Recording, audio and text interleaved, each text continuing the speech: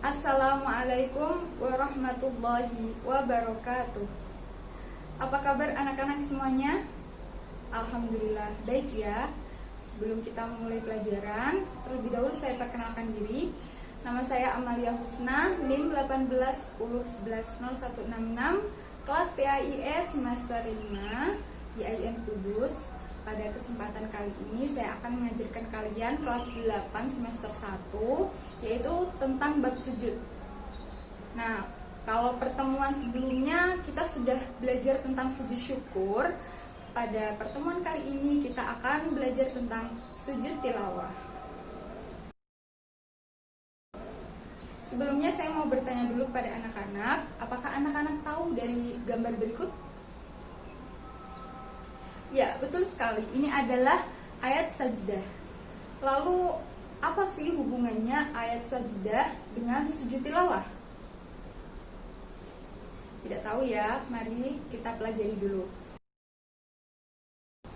Nah, sujud tilawah secara bahasa, tilawah itu berasal dari bahasa Arab, yaitu tilawatan, yang berarti baca, bacaan.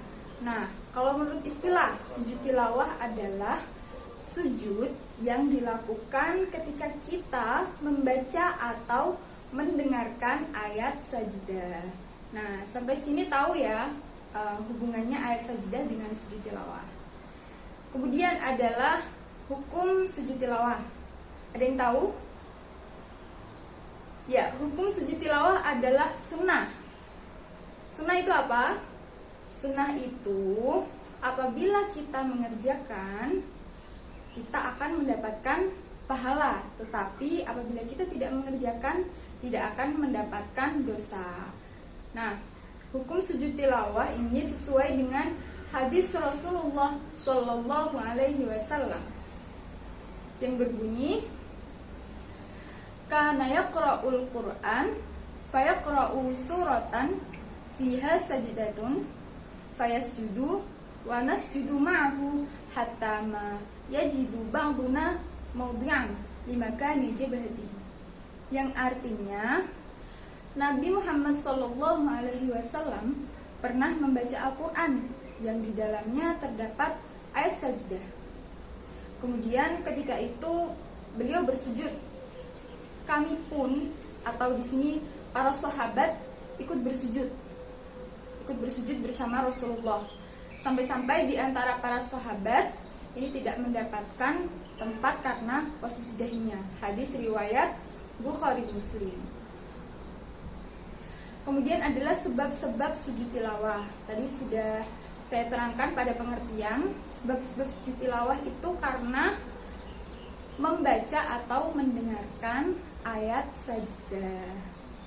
Nah, kalau sujud tilawah ini bisa kita lakukan baik di dalam sholat maupun di luar sholat. Ini berbeda ya dengan sujud syukur. Kalau sujud syukur itu bisa kita lakukan di luar sholat. Tapi kalau sujud tilawah ini bisa dilakukan di dalam maupun di luar sholat. Kemudian adalah syarat dan rukun sujud tilawah. Yang pertama adalah syarat sujud tilawah, yaitu suci dari hadas dan najis, baik tubuh, pakaian maupun tempat sujud. Ini semuanya harus suci. Jadi nggak boleh misalnya di jalan sedang mendengar orang membaca ayat sajdah kemudian sujud di jalan, itu tidak boleh. Harus di tempat yang suci ya. Kemudian adalah menutup aurat. Nah, anak-anak pasti sudah tahu kan auratnya masing-masing, laki-laki dan perempuan. Yang ketiga itu adalah menghadap ke arah kiblat. Ketika sujud itu harus menghadap ke arah kiblat. Tapi kalau misalnya kita sedang membaca Al-Quran, tidak menghadap kiblat posisinya, itu bagaimana? Ya, kita harus mengatur posisi dulu ke arah kiblat, baru kita sujud. Kemudian syarat yang keempat adalah sujud tilawah itu dilakukan ketika setelah selesai membaca ayat sajdah sempurna, harus sampai akhir ayat. Kalau misalnya ada wakaf di tengah-tengah ayat kemudian sujud, itu tidak boleh ya, harus disempurnakan sampai akhir. Itu misalnya pada Al-Quran surah Al-Alaq ayat terakhir, yaitu kalla la tuti'hu wasjud waqtarib. Kalla itu kan waqaf. Nah, itu harus diselesaikan dulu sampai ayat terakhir ini sampai sempurna. Kalla la tuti'hu wasjud waqtarib. Kemudian sujud. Yang kemudian adalah rukun dari sujud tilawah. Nah, yang pertama adalah niat. Niatnya bagaimana? Niatnya yaitu nawaitu sujud tilawati lillahi ta'ala. Kalau misalnya nggak hafal, bisa pakai bahasa Indonesia. Saya berniat sujud tilawah karena Allah Ta'ala. Kemudian yang kedua adalah takbiratul ihram. Setelah niat takbiratul ihram, Allahu Akbar, kemudian sujud. Bacaan sujudnya bagaimana? Ada yang tahu? Bacaan sujudnya yaitu sajada wajhiya lilladzi khalaqahu wa sawwarahu wa syaqqa sam'ahu wa basarahu bihaulihi wa quwwatihi fatabarakallahu ahsanul khaliqin. Nah, setelah sujud sudah baca tadi sujud tilawah bacaannya. Kemudian setelah sujud yaitu duduk. Duduknya seperti duduk tasyahud, tapi tidak perlu membaca tasyahud. Duduk saja, kemudian setelah itu salam. Oke, yang berikutnya yaitu tata cara sujud tilawah. Tadi sudah saya jelaskan sedikit. Tata caranya itu bisa di dalam sholat maupun di luar sholat. Kalau di luar sholat itu tadi seperti itu, baca niat, takbiratul ihram, sujud, kemudian duduk, dan kemudian salam. Nah, kalau di dalam sholat ini bagaimana? Kalau di dalam sholat itu misalnya kita sedang membaca ayat sajdah nih, itu kita langsung sujud saja. Setelah membaca ayat sajdah, sujud, kemudian setelah sujud baca sajdah wajhiya lilladzi tadi, kemudian kembali berdiri untuk melanjutkan sholat. Jadi tidak perlu duduk kemudian salam, tidak perlu. Jadi setelah baca ayat sajdah, kemudian sujud, kemudian berdiri lagi untuk melanjutkan sholat. Nah, sekarang saya mau tanya kepada anak-anak semuanya, apa sih perbedaan sujud syukur dengan sujud tilawah? Tadi sudah saya singgung ya. Kalau sujud syukur itu dilakukan di luar sholat, tidak boleh dilakukan di dalam sholat. Sedangkan sujud tilawah itu boleh dilakukan di dalam maupun di luar sholat.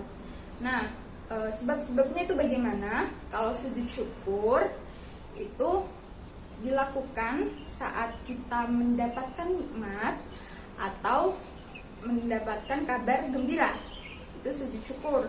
Kalau sujud tilawah itu disebabkan karena membaca atau mendengarkan ayat-ayat sajdah. Bagaimana anak-anak, sudah paham semuanya? Insya Allah paham ya. Karena masih ada sedikit waktu, saya mau memberikan pertanyaan kepada anak-anak. Kemudian nanti dicari ya pertanyaannya, itu dirumuskan, kemudian dicari permasalahannya. Pertanyaannya bisa ditulis. Jika di suatu tempat terdapat jamaah sholat, di mana seorang imam ini membaca ayat sajdah, namun imam tersebut tidak sujud tilawah, tidak melakukan sujud tilawah, apakah seorang makmum ini boleh melakukan sujud tilawah sendirian? Nah, saya ulangi lagi. Jadi terdapat jamaah sholat di mana imam ini membaca ayat-ayat salah satu ayat sajdah, kemudian ternyata tidak melakukan sujud tilawah. Apakah seorang makmum, misalnya kita menjadi makmumnya, apakah boleh melakukan sujud tilawah sendirian atau tidak boleh? Nah, ini bisa dijawab, kemudian disertai alasannya boleh atau tidak boleh, kemudian alasannya nanti bisa dijawab. A few moments later. Terima kasih, mungkin itu saja yang dapat saya sampaikan. Saya harap bermanfaat bagi kita semuanya. Marilah kita akhiri pembelajaran pada pagi hari ini dengan bacaan hamdalah. Alhamdulillahirabbil alamin. Terima kasih. Wassalamualaikum warahmatullahi wabarakatuh.